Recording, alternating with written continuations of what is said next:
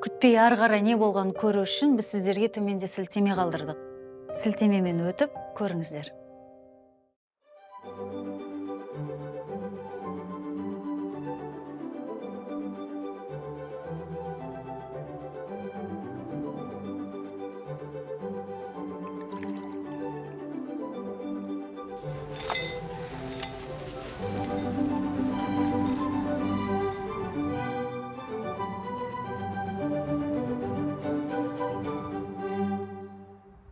Иә, дастарханды жайнатып жіберіпсің.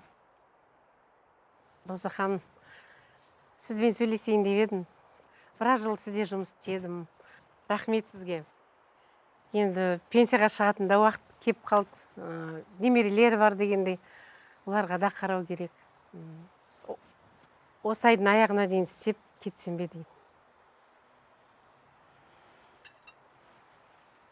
Жақсы.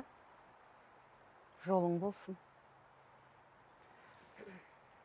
Тек айдың аяғына дейін орныңа адам тапқын. Бос.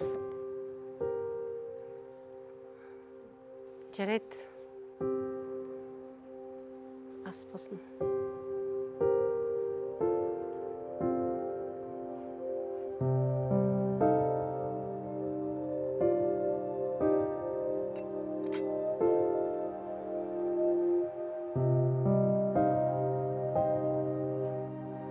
Так, Гүлмира ханым,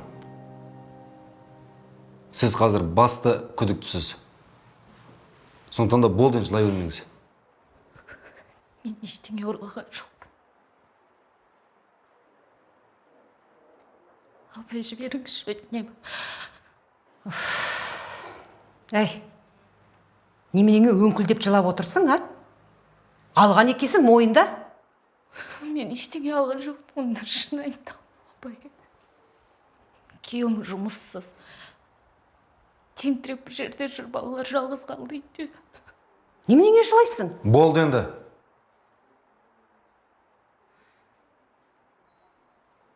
Қазір шешеміз. Сабыр етіңіз болды. Болмайды деймін. Қазір допрос жүріп жатыр. Кіргізсеңші мені. Болмайды. Біз бірге жұмыс істейміз, түсінесіз ба? Жоқ, болмайды. Қойыңыз, қарындас. Гүлмира қайда? Іште отыр. Ренжімеңіз аға, кіргізе алмаймын. Жібер, мен күйеуімін. Тыныш тұрыңыз, әйтпесе қазір қуып жіберемін. Әкең жібер. Жоқ. Бұның бәрін осылай болатынын білгенмен. Неменеге анау жұмысқа тарттың? Сенен біреу сұрады ма? Так, тінту жұмыстар басталған кезде мен сіздерге өзім хабарын беремін. Саламатсыз ба? Мен Жанармын, есіңізде шығар. Гүлмирамен бірге жұмыс жасаймын. Гүлмира кінәлі емес, шын айтам. Ол ештеңе алған жоқ. Менің үйімде 10 жылдан бері прислугалар жұмыс істеп келе жатыр. Осы уақытқа дейін бірде-бір зат жоғалмаған. Қалай сол қатын келді, менің дүниелеріме көзін сүзіп бастады. Одан басқа ешкім алған жоқ. Сонда бірден Гүлмираны кінәлау керек па?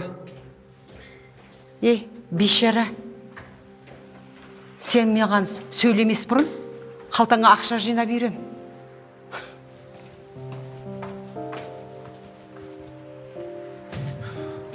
Көрдің бе? Бұларға бәрібір. Бұлар біз ойлап тұрған жоқ. Осының бәріне сен кінәлісің. Так. Сіз күдіктің күйеусіз бе? Кіріңіз. Ал сіз бара берсеңіз болады. Не? Бара беріңіз деймін, сіз бұнда керек емессіз. Мен агентстводан кеп тұрмын ғой, бірге жұмыс жасаймыз. Документ, бір договор бірнәрсе бар ма? Жоқ. Жоқ болса бар, алып келіңіз.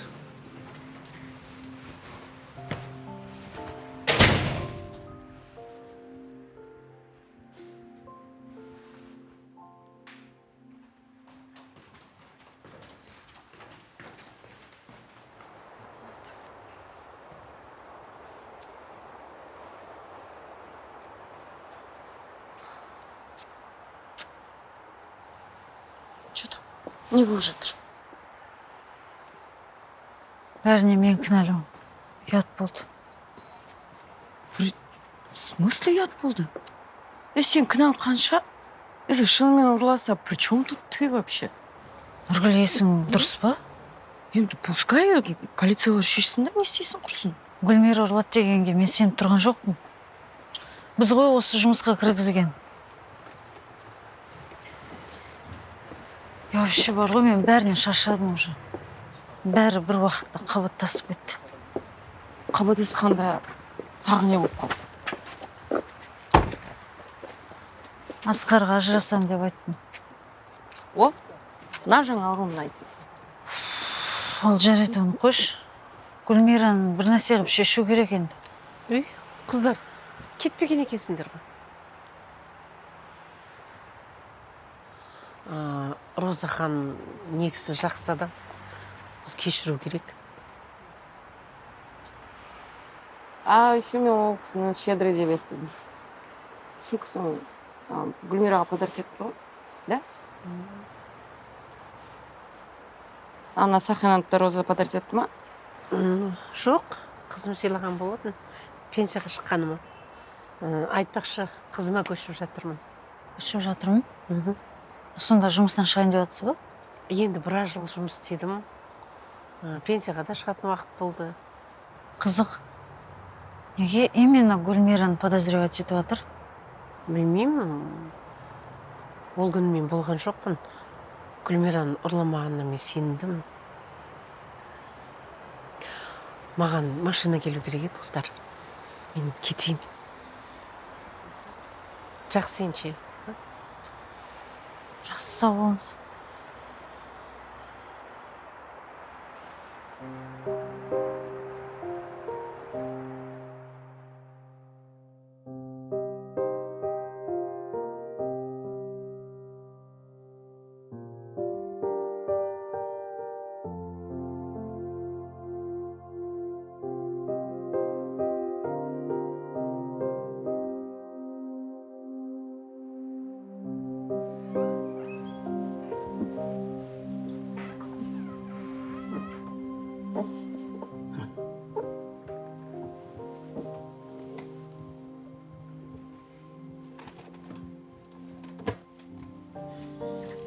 Әке?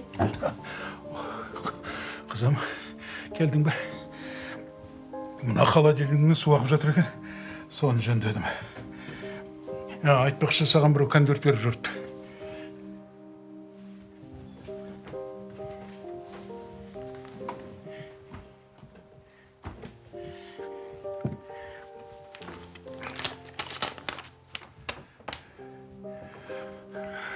Иә, кім екен беріп жүрген? Жұмыстағылар ғой. Документпен көмектескен бір адамдарымыз. Солар. Взятка емес қой әйтеуір. Жоға, әке. Қайда взятка? Ильясты алып келген үшін рахмет, әке. Жанар, сенің Асқарды шақырып алғаным үшін ренжімешің. Қайдан білейін, мен жай ғана бәрі жақсы болсын деп ойладым. Соның мен сен мынаны түсінші. Мен сенің қасыңда өзіңе сүйеу болатын ер адамның болғанын қалаймын. Мұна Ильясқа да әкесінің тәрбиесі керек қой. Сенің анаң қайтыс болған кезде мен жынданып кете жаздағам.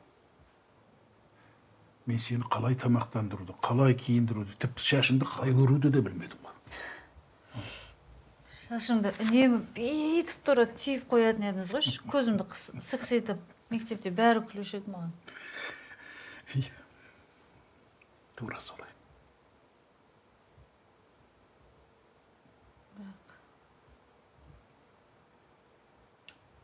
Әке, мен бәрін түсінемін. Бірақ әзірге дайын емеспін. Өзіме не керек екенін түсіне алуым керек.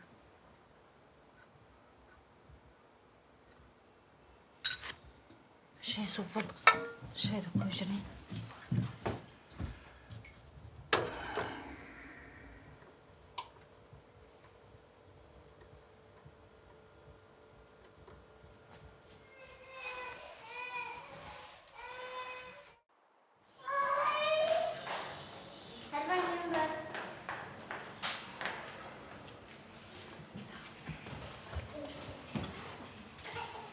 Ажар, қалайсыңдар? Қарындарың ашты ма? Кел жеп алыңдар. Кіріш бері қарай. Сен қай бетіңмен мына жаққа кеп тұрсың, Болады. Сенің басың істей ма? Басың істей ма деймін мен сенің?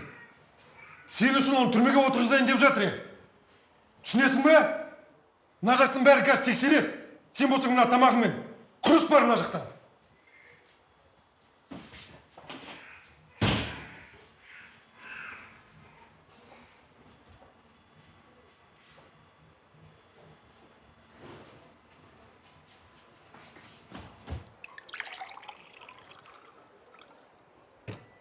Обыск?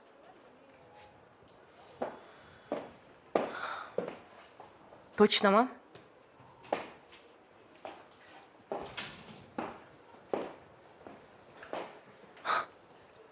Ана Роза деген қатын келе ма? Хорошо. Хорошо, Айгүл. Рахмет.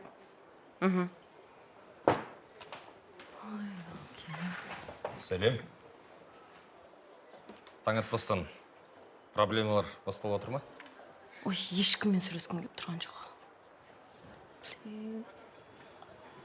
Кеше көп ішіп қойыппын. Ішпеймін деп ішіп қоя берем. Еще агентствоның документтерін жасау керек.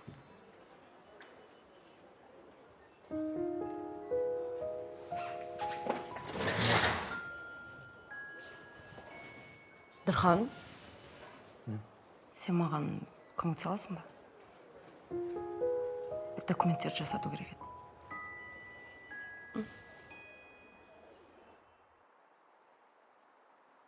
А как вы думаете, как вы проявляетесь так для мужа, что он не хочет проводить время дома с вами?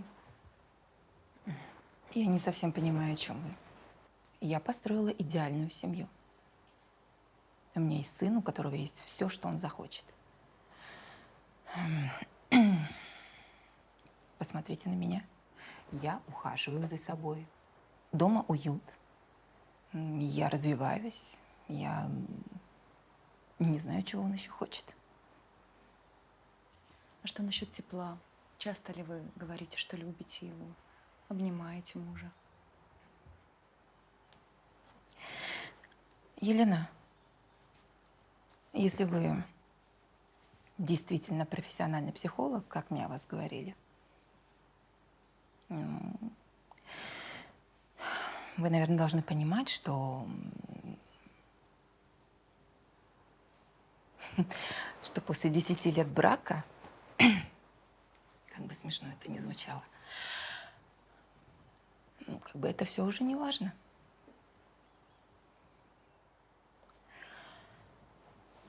Я думаю, что тут, наверное, важнее привязанность к партнеру.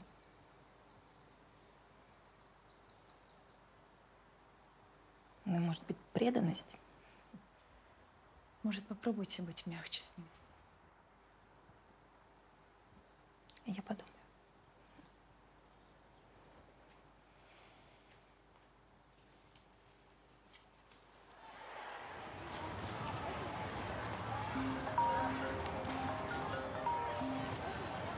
Алло? Нұргүл, мен жұмыстамын. Не болды?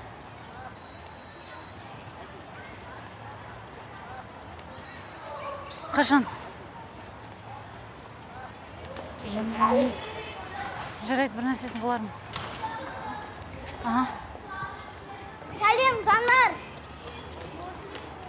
Димаш, сәлем, қалайсың? Жақсы, қыдырамыз ба?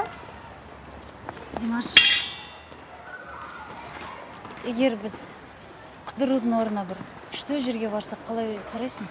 Жақсы. Онда жүр.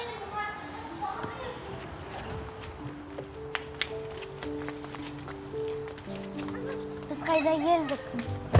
Димаш, бұл менің үйім ғой. Фу, зомби апокалипсис. Димаш, деп айтуға болмайды. Жүр. Аға, Димашты осы жерге алып келгенді айтпай қойыңызшы.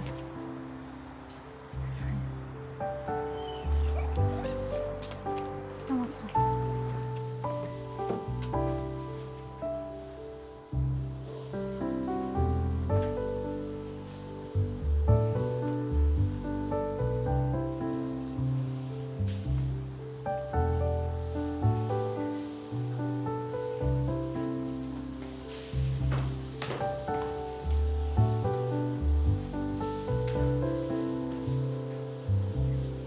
Димаш, қазір осы жерге қорқынышты тәте келеді. Құрбақаға ұқсайды. Бірақ сен одан қорықпа, жарай ма? Фу, мына жер үңгірге ұқсайды екен. Я, үңгірге ұқсайды. Оның үстіне бар ғой, аюға ұқсайтын бір үлкен ағай келеді. Бірақ сен одан да қорықпа, жарай ма? Сосын ана тәте бар ғой, ұрсыққан сайын дауысын құрбақа қылып елестет, жарай ма? Бақа? Я, бақа. Ай, 10 күн болды ғой сендерге арыз жазғаныма. Не деген өтірікшісіңдер сендер бар ғой.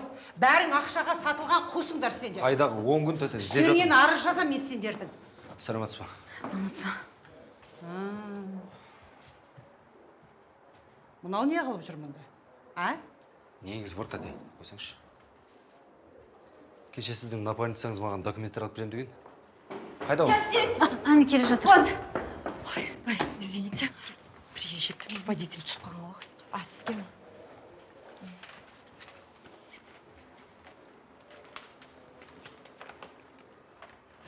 Шубаңыз ешкім алмағанда шығар, үстіңізде тұрған. Ей, ілмеген сары мысық. Мына менің шубамның саны, сенің өңің тұрмақ, түсіңе де кірмейді. Тәте қойыңыз. Жаппа аузымды. Так что аузыңды жапта тыныш тұр. Әйтпесе мына екі көзіңді шұқып аламын мен сенің, білдің бе? Тәте қойсаңшы демес сізге. Фу, бақа. Жарайды. Жүріңіздер. Сіздер осында күтесіздер.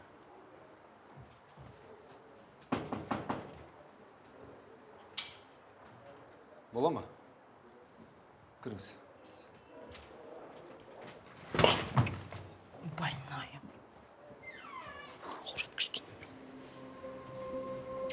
Документтерді қайдан алдың?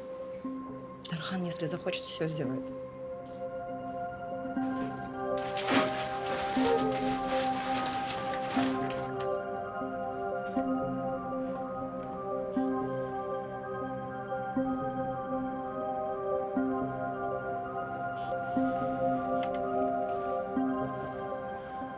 Түгел ашыңдар астына, қараңдар.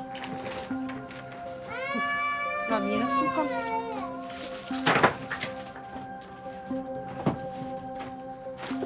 Менің сумкам.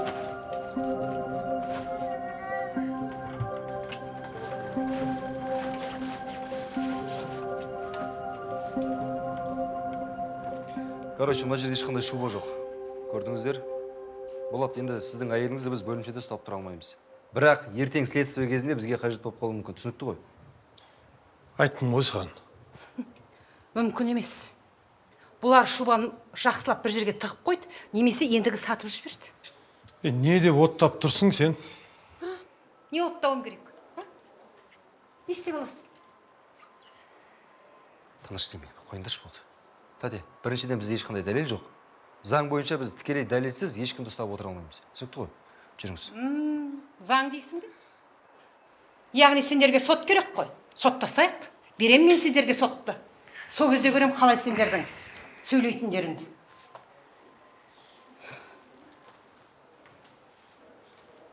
Ал мен сендерді жақсы адамдар деп жаным ашып жұмысқа алсам, сендер барып тұрған бейшара ұр екенсіңдер. Осы сен сияқты сасық байлардың кесірінен халық кедей тұрып жатыр. Бәрін тонап біттіңдер ғой сендер.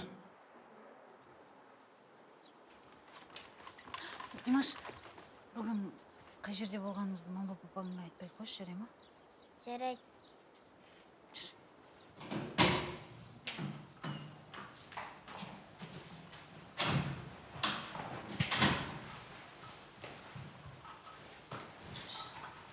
Теперь хочет веки сделать. Куда еще? Я не знаю. Здравствуйте. Привет, Жанар. Тебе еще не наскучила она? За такую няню душу бы отдала. В принципе, я и сама с Димашем неплохо справляюсь. Ну, да, няня тоже не помешает. Как говорится, дополнительные руки. Да ну что ты, сейчас няня – это необходимость. Хорошую няню найти – это намного сложнее, чем выйти замуж, понимаешь? Так что цени ее. А то кто-нибудь да уведет. Ну ладно, солнышко, пока. Всё, я побежала. До свидания. Жанара, можешь идти сегодня пораньше, если хочешь. Все равно я уже дома. Спасибо.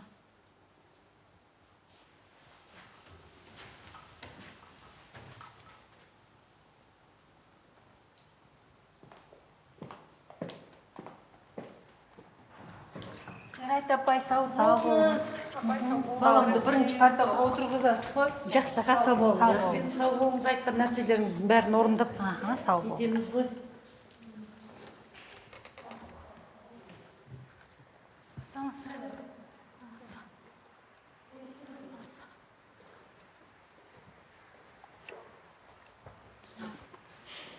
Келдім ба? Ренжімеш. Жұмыстарымен ұстап қалды мені. Саламатсыз ба? Сәлематсыз ба? Келгеніңіз жақсы болды, кіріңіз. Жақсы. Отыра тұр жерім. Өткендегі жағдай үшін кешіріңізші. Енді Ильясты уақытылы алып кетіп жүретін болам. Мәселе ода емес. Менің айтайын дегенім, Ильястың сыныптағы балалармен қарым-қатынасы өте нашар. Тек өзінің куклаларымен ғана сөйлесе береді. Кешіріңіз, кукла емес, робот.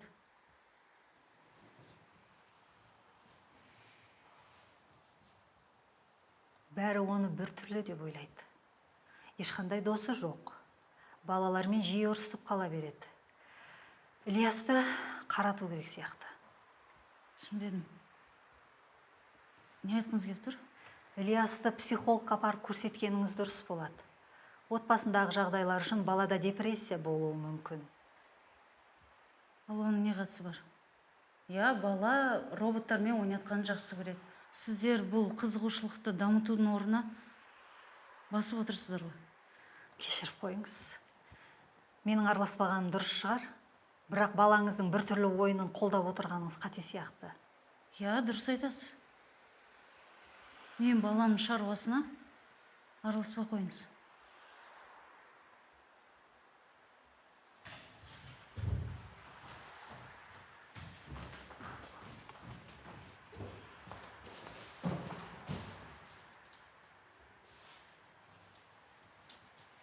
Мам, мен не істеп қойдым? Ешнәрсе. Ештеңе істеген жоқсың. Просто мына мектеп бізге келмейді, жүр. Жүр, отырма.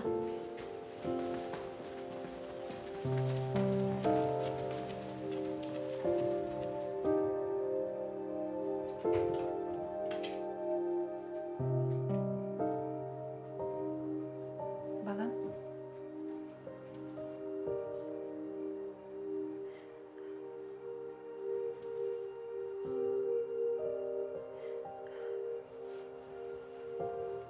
күндерің қалай өтті? Жанармен не істедіңдер? Бүгін қыдырдық.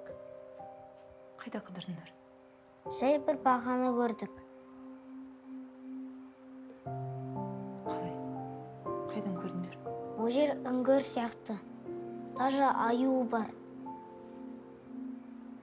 Үйлер кішкентай екен. Біздің туалет сияқты. Түсінбедім, не деп тұрсың сен? Кімнің үйлері? Ойдан шығарып тұрсың ба? Жоқ, шын айтам. Мам, біздің осындай үлкен үйіміз болған қандай жақсы. Мам, рахмет саған, ойыншықтарыңа. Енді анау жоқ, мынау жоқ деп айтпаймын. Қайдағыны айтпай барып жат, ұйықта.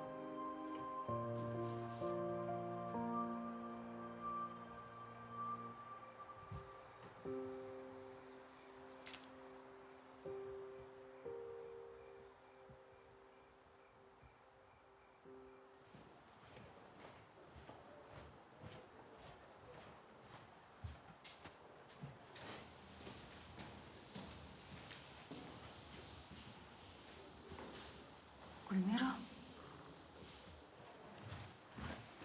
Сәлем.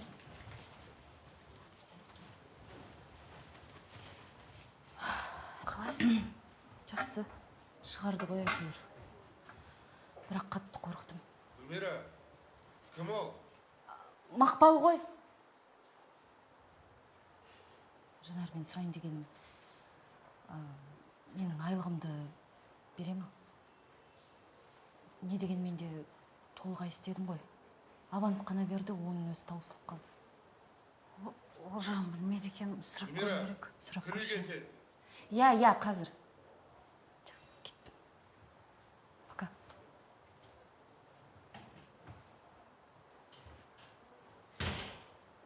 Жүр.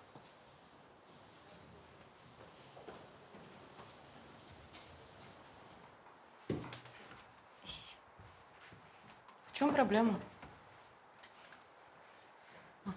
Бар, кейін. Красавчик.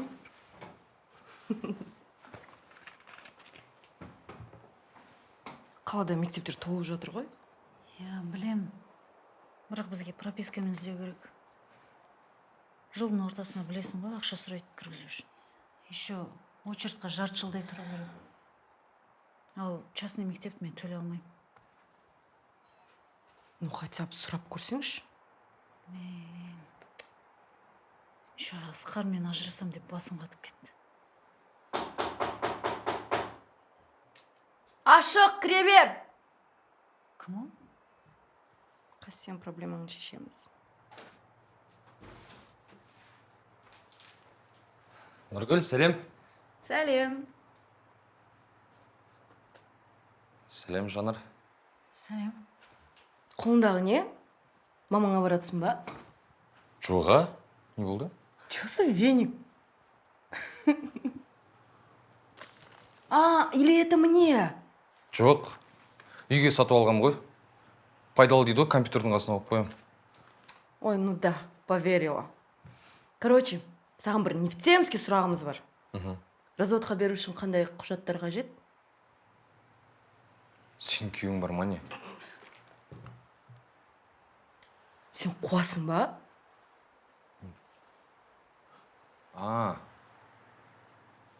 Так. Сендердің балаларың бар, я? Я? Енді бұл жерде сот арқылы шешу керек бәрін. Баланы асырай алатынын дәлелдеу үшін өзіңмен жаңағы пенсионный отчисление болу керек, прописка болу керек, и желательно ИП болса тіпті жақсы. Айтпашы, сендер өткенде ИП аштыңдар ғой, е? Әлі ашпадыңдар ма не? Не істеп жүрсіңдер?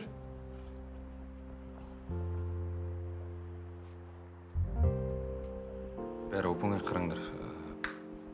Бұлай приложениені ашасың, бизнестен тұрады. Аха. Номерін айтасың. 555. 711. Так, енді иін. Не? Ты здесь другая? 13. 13. Так, ары қарай жалғастырамыз. Включить камеру. О, болды. Так. Ал, болды. Құтты болсын, алтын бала ипаларың. Иә, болды. Кім көмектесті?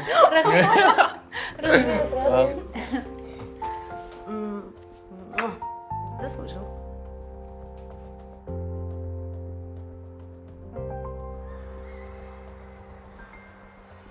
В нашей школе мест нету, но я для вашего сына могу что-нибудь придумать.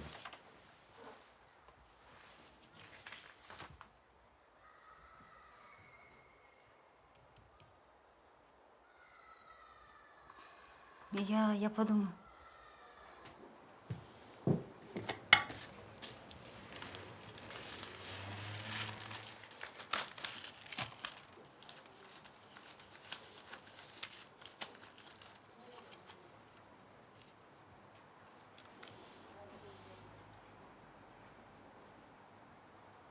Неужели у вас нет ни одного класса, куда можно пристроить моего сына?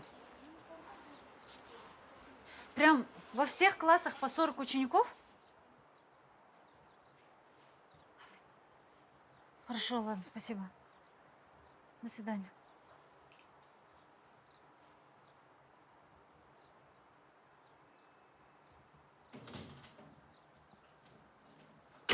Жанар, вы же знаете правила насчет телефонов? Да, простите, просто это был срочный звонок.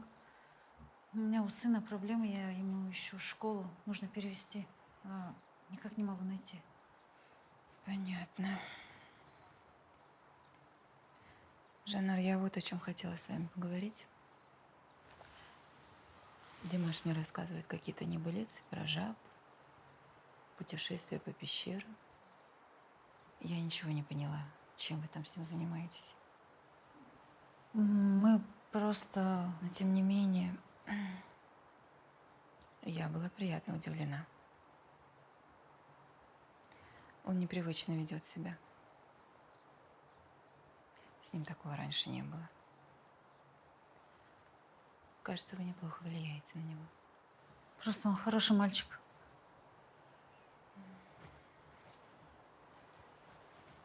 По поводу вашего вопроса, А? я могу поговорить с нашей школой. Кажется, у них есть какие-то гранты для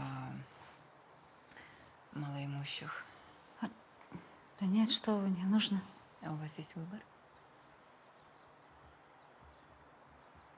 Просто это дорогая школа, боюсь, я не потяну. Поверьте, мы слишком много сделали для этой школы. Я думаю, они что-нибудь придумают.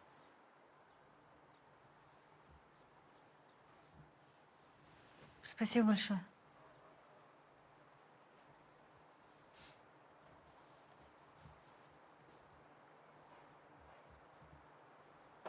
Да, қайда барамыз? А, да, сюрприз. Ух ты. Хорошо, сен маған айтып қой. Мен киінуім керек, боянуым керек. Ну, конечно, мен үлгермеймін ғой. Все хорошо. Давай. Кездескенше. Уже кетіп баратсың ба не? Иә. Қайда? Свиданияға. А чё? Свиданияға ма? Кіммен? Алдында барда бір баламен танысқам, сонымен. И вообще, не үшін айтып тұрмын саған? Сен мен бастығым емессің ғой? Онда неге өткенде мені кешкісін үйге шақырып алдың? В смысле неге? Жанар екеумізге көмектесу үшін? Ну, ана Гүлмираның договорларымен.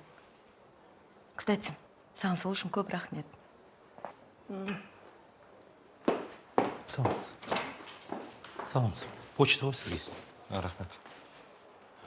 Иә, негізі осы әйелдерді түсіну қиын. Өзім 2 рет үйленсем де, әлі түсіне алмадым ол. Сауынсыз. Ен точно көмектеспеймін.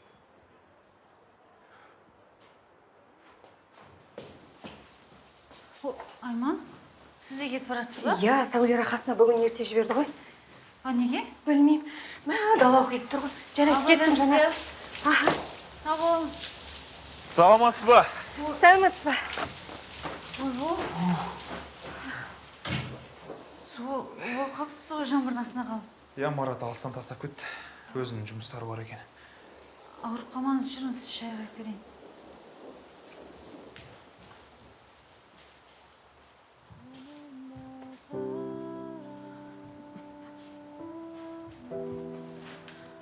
Тапқаным осы.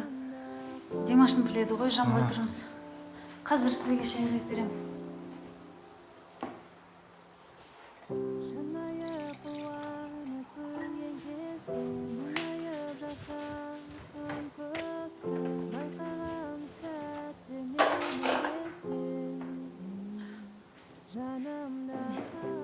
Ойлаңыз, ыстық.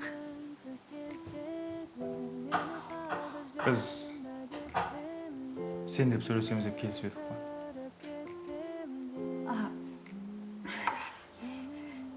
Иә. Кешіріңіз. Кешір. Міне, тағы да.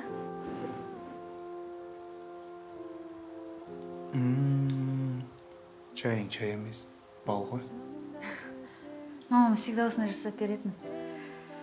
Жақсы көмектеседі, сонда да бірақ ұйықтар алдында дәрі ішіп алған дұрыс. Әйтпесе ауырып қаласың. Ештеңе етпейді. Ауырып қалсам, емдеп аласың.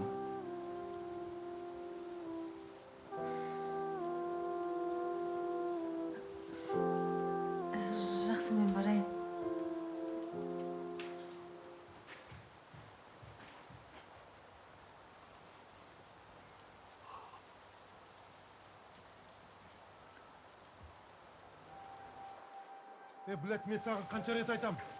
Жанар деп қоймадың ғой. Қалай боқтамайсың? Мына бәрі қиратты ғой. Айтқан сөзі неге түсінбейсің? Мен саған жолама дедім ба? Бара бер үйге. Айттым ғой мен саған. Бар. Не? Кімнің кесірі? Осының бәрі сенің кесірің.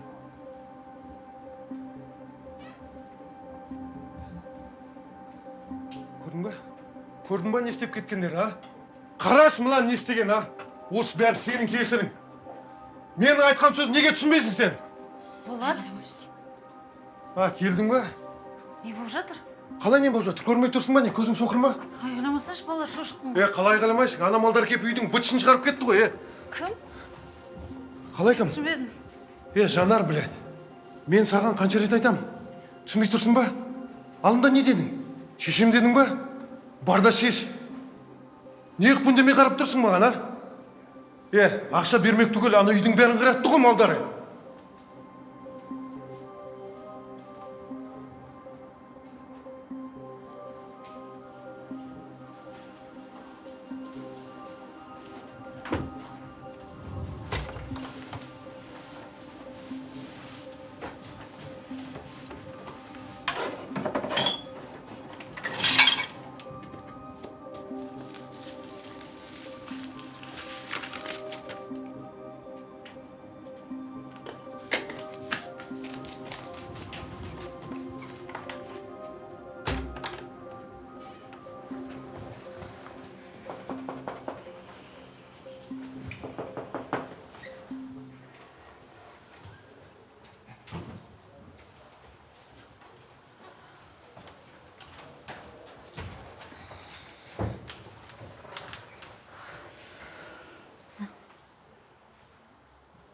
Бұл не?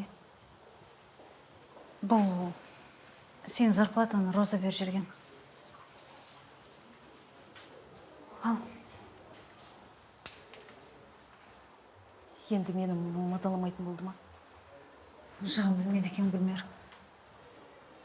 Қайта шақырып қалуы мүмкін.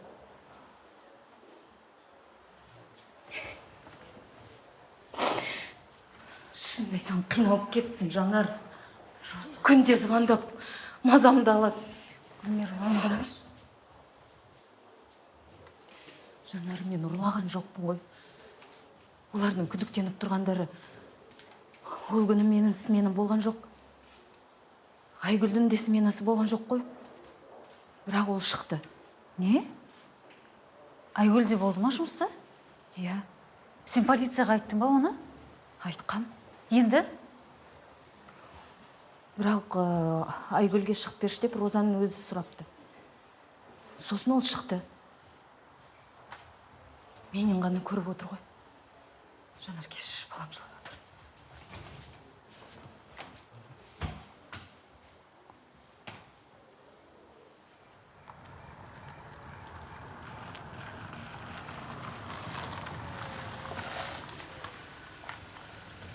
Рахмет. Сау болыңыз.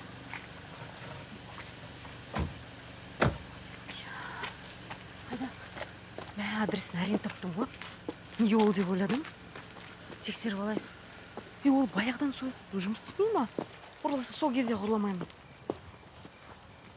Қызық, есік ашық.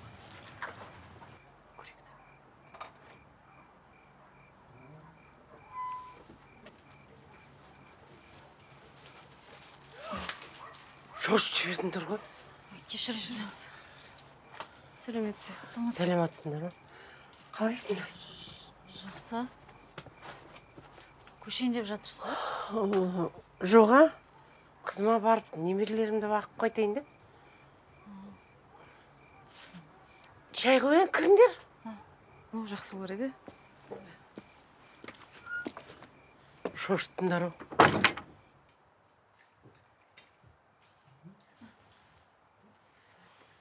Ой, рахмет. Посудаңыз әдемі екен. Иә. Өткенде Роза тастан деп жүрген жерінен алып қалған болатын.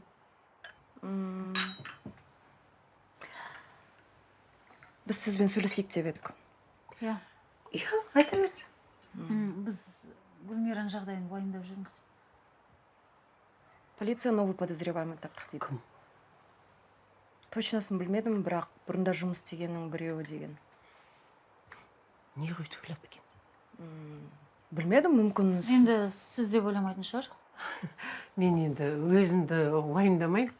Роза сол күні мені 1-2 сағатқа шақырған болатын. Содан мен маникюрға бардым. Сонда сіз жұмыста болдыңыз ғой, е? Тіптен есімнен шығып кетті. 1-2 сағатқа ғана шақырған болатын. Сіздің ойынша кім ұрлауы мүмкін? Білмеймін. Біздің қыздардан ондай шығуы мүмкін емес. Қанша жыл бірге істеп жатырмыз. Айтпақшы, мен тыққан бір кәмпиттерім бар еді. Соны алып келейін. Босқа өрбі болдыңыз ғой. Ты что, не заметила? Эй, алдында РУВД-да ода маникюр болған жоқ. Мен сразу оны байқадым. Да? Да. Что-то не то. Слушай, шубаны іздейік онда. Давай сен ар жаққа бар. Мен осы жерде қарап тұрайын, хорошо?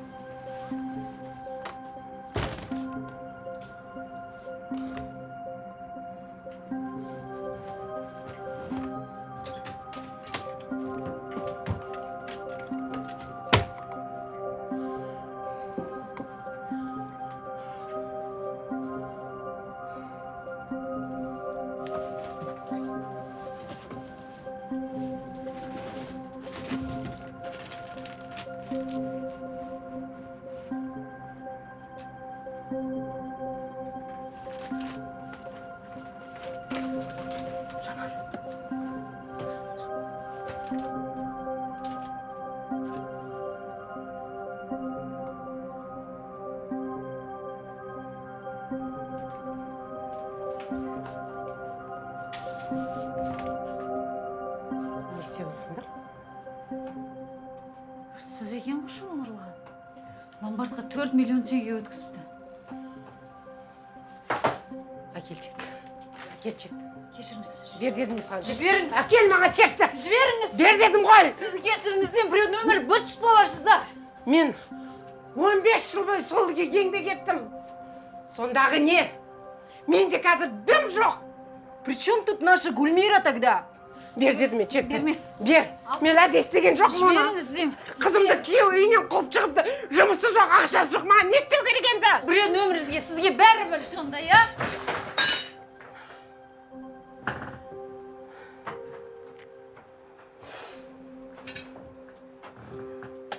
Сен менің өмірім туралы не білесің? Мен өз 2 баламды асырау үшін сол үйде қанша қызмет істедім. Ал ол болса қартайғанда мені үйіне қуып шықты. Сондағы айтқан рахметі осы ма маған? Осының бәрі дұрыс деп ойлайсыңдар ма? Айтыңдаршы өздерің, дұрыс па?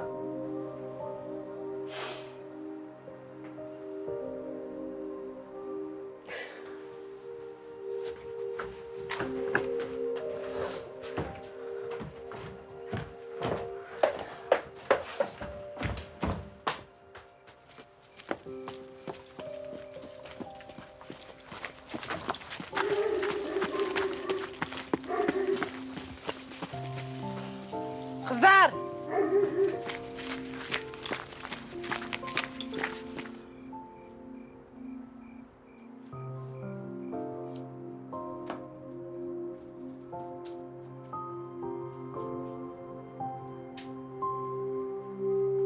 Так, қыздар. Сіздер тапқан уликалардың арқасында Гүлмираға жабылған айыптаулардың барлығы шешілді. Кінәлі адамды ұстадық, өз күнәсін мойындады. Рахмет сіздерге. Давай, ребят, побыстрее, поаккуратнее. Там, чтобы стены не облупились, не упали. Не это, штукатурка не упала. Здравствуйте. Здравствуйте. Это, как себе домой, аккуратно. Стены не покорябайте. Ага, а где Гульмира? Гульмира уехала ночью. Сказали, что в аул уедем. Без предупреждений, без ничего. Что за люди? Блин, не понимаю. Мне пришлось ночью искать. Давайте, ребят, быстрее. Жақсы. Заходите. А время — деньги. Давайте, ребят, быстрее.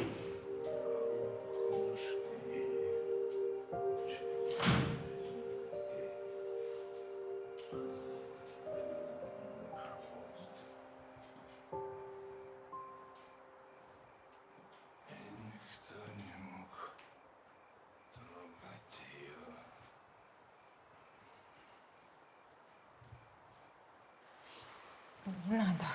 Я устала. От тебя плохо пахнет. Да поработаешь, что ты. Марат, я очень устала. Пожалуйста. Я что, для себя, что ли, стараешься? Пахнет ты хуево. Как будто не знаешь, да, как все решается. Еще и напрягла меня из-за этой школы.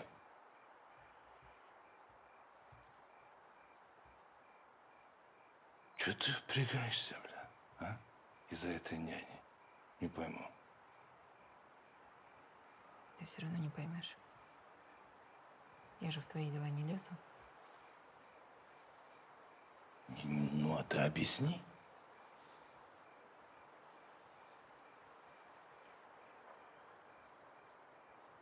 Прислуге надо давать столько, чтобы она глаза боялась поднять.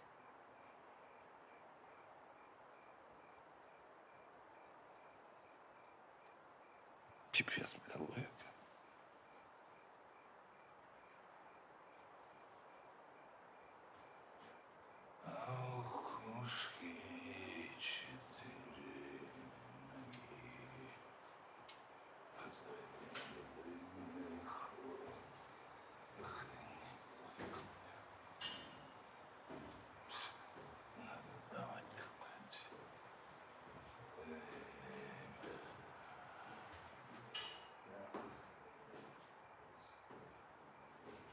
Идиот.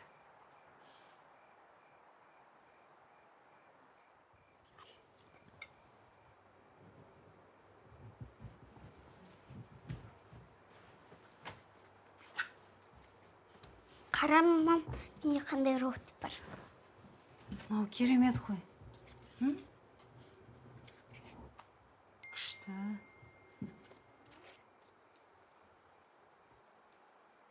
Жанара ертең мектепке барып приемныйға кіріп шық. Сәуле хатына директормен сөйлесіп қойды. Не болды, мам? Біз ертең қайда баратынымызды білесің ба? Қайда? Димаштың мектебіне. Ура! Ура! Ура! Ура! Ура! Ура!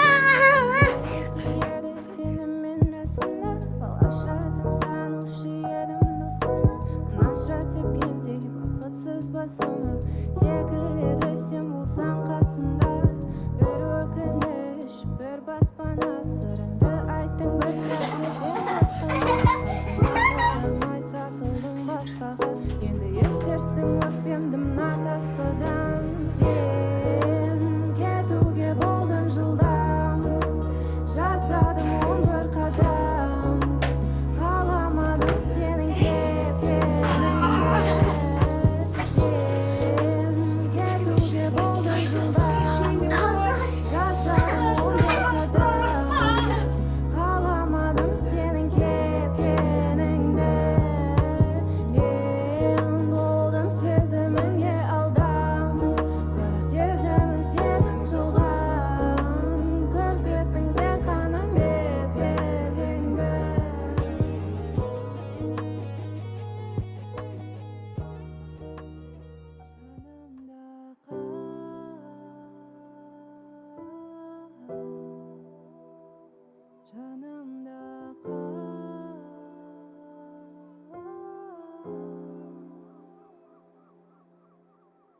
Шынайы қуанып күлген кезде мұңайып жасаққан көзді байқаған сәтте менің лезде жанымда қал өзіме сенімсіз кезде де мені қалдыр жайымда десем де ішіме кіріп кетсем де жанымда қал